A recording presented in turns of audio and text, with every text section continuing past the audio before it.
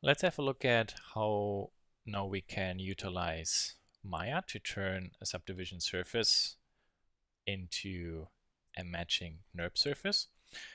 And to demonstrate this, I'm going to prep this file a little bit. So I'm going to create loop cuts right along the center line. And I'm going to delete those points because I would like to use a mirror modifier, like as we did in the previous design process. So we just only have to work on half of our model. And then I'm going to apply a subdivision surface modifier. Or not apply, but add it. So what you want to bring into Maya is actually not a high resolution model like this. That's not really what we need.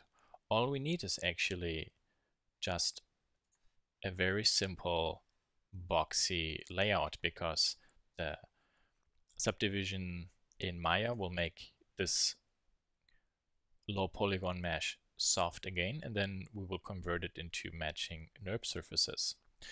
And you could, of course, bring in a higher density mesh, but that actually would make the conversion process more time consuming and actually can sometimes fail because of the memory that's being used.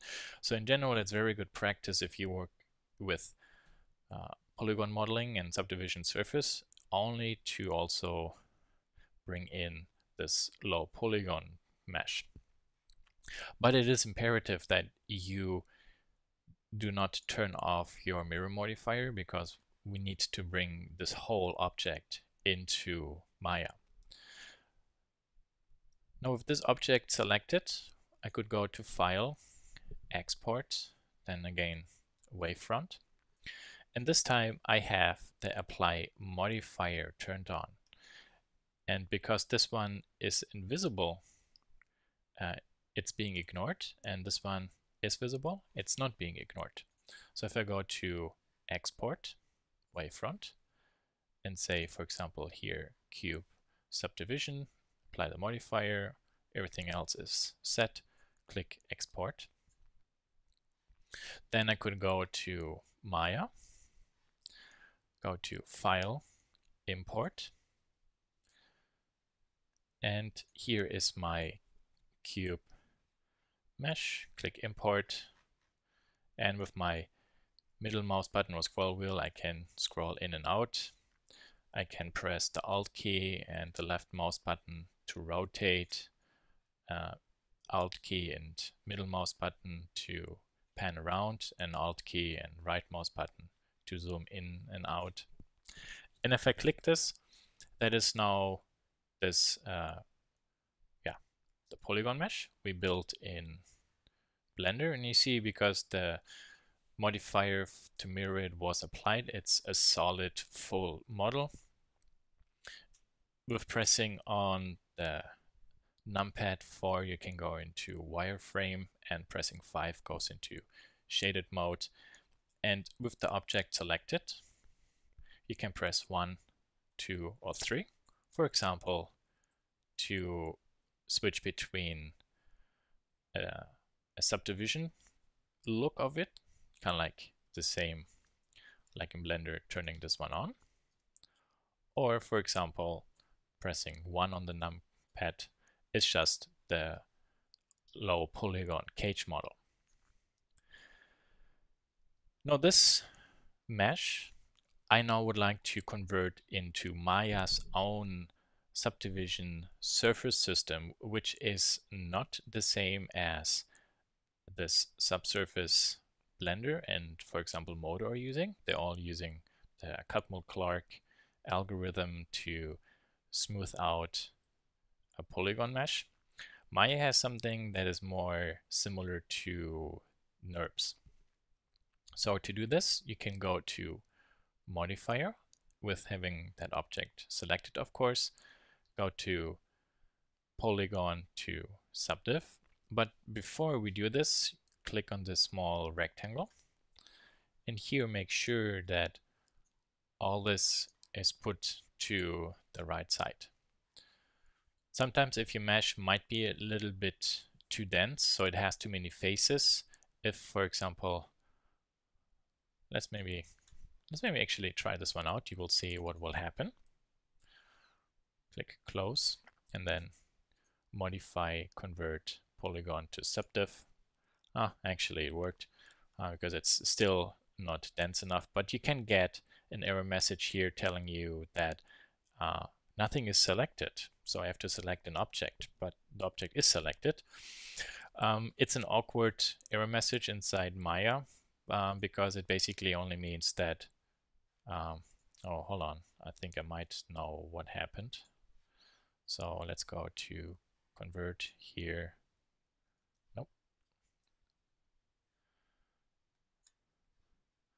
Set this one to there and there and apply.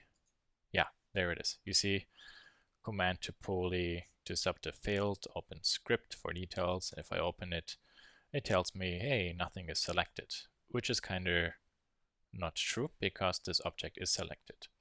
But once I increase this and then click apply, there it is, it works. Now if I press 3 on the numpad, I again can start to soften this out. And you start noticing that, for example, this face actually has 6 vertices. So that is Maya's subdivision surface tool, where you can have multiple points on a face, so they don't have to be all 4 points, but you remain, or you will get, a perfectly soft and smooth surface. And that is very similar to the way how NURBS surfaces internally operate. Now, with this object still selected, I could go to modify convert and now say subdivision to NURBS. Let's check out the options. We want to replace the original input, so this mesh is being replaced by the NURBS surface. Output, of course, is NURBS. So click apply, close. And there is now our NURBS object. So if I click on those are the individual NURBS patches Maya is then creating for us. And those patches perfectly match the subdivision polygon mesh. So there's no difference. They're exactly the same. And all we have to do now is go to File, Export Selected, and then under File Type, select IGES, that is a NURBS format. And for example, here I call this cube IGES, click Export Selection, replace it. And you will see that it might take a moment for Maya to calculate the export. This is also a fairly simple model. If your mesh is a little bit more dense, it might take a little bit longer, but it's not very long. And then let's go back to Alias. I go to File, Import, and then All, and I'm going to select my IGES file. Click Open, and then Alias retrieves the IGES file. It takes a moment, as you can see. And there is now our NURBS object inside our scene. And it perfectly fits inside our polygon mesh. So even that one you see scale-wise and position-wise all fits the same, so there's no changes. And if you click it, you select the whole object. That is because all the different NURBS surfaces are actually grouped together. So we could go to Edit, Ungroup, select nothing, and then there you can see you can select the different NURBS patches. And if I click this one, I could go to Control Panel and maybe turn on the CV. So there you can see all the different control points, but you don't really want to work with those anymore because you could easily mess up your mesh. And if I, for example, select this CV and then say move, and move it up along the z-axis, you can see that you can open the mesh and make it basically unusable for rapid prototyping. So rule of thumb, if you bring the stuff in, don't do any further sculpting inside Alias. If you need to sculpt something, well, you could rather do that then inside Blender. And at this point, maybe I'm going to go to here, and let's say I'm adding another element.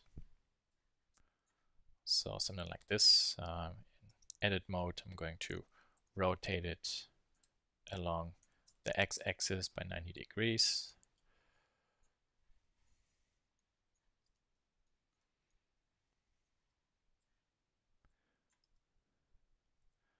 Scale it out.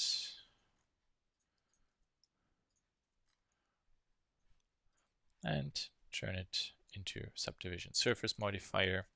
So let's say now I would actually like this part that I sculpted to be cut out in Alias. So this is of course a very simple object, but just to show you the process. So I go ahead again, turn off my subsurface modifier, go to export, wavefront, and then, well, I could of course deselect the apply modifier. In this case, I don't have a mirror modifier. And let's say I call this one now cube sub trim. So even there, it's important that you name your object in a logical way. Let's go to Maya, delete this one, import, bring this in, and then convert it to a subdiv, and then convert it into subdiv to NURBS. Export selected. So let's call this one cube trim. Export. And then in Alias, I go to import, file, and there it is. Open. It's going to retrieve it.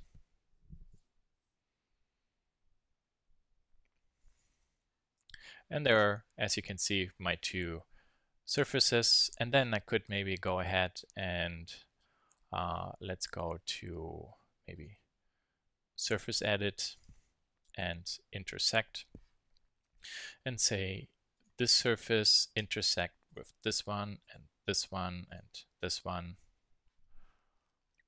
And then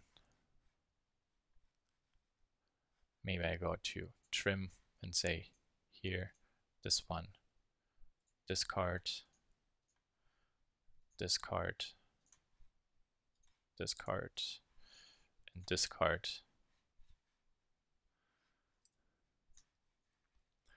And then I could select the fillet tool and, for example, touch this one up. But you see that by this process, I can still do certain tasks than in Alias, which are difficult to do with polygon modeling, like trimming or filleting. But the main sculpting I do inside Alias. And let's say now, well, in my design, I actually have to change this. Well, maybe this has to go to this part. And then I can go ahead, export wavefront, and then re-export it, go back to Maya, import this part again, and convert to Subdiv, convert to NURBS, export, replace, import, and Maya just got done writing this file. And open.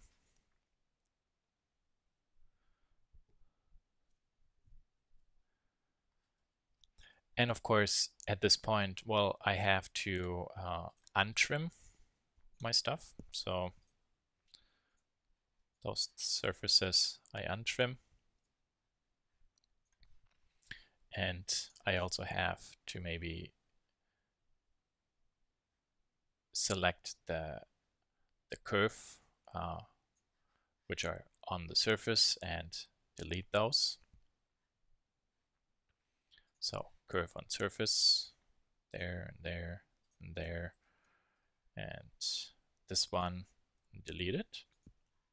And then I just have to redo the trimming or intersecting, creating the intersection curves and trim. And I think at this point you start realizing why it's very important that inside Alias you don't really move your design necessarily as much as possible. Try to prevent it, because if you need to update something, and you can do that inside Blender, and then you re-export it, it will just be positioned exactly in Alias where you need it to be, and you don't have to move or scale anything, and it's basically hassle-free.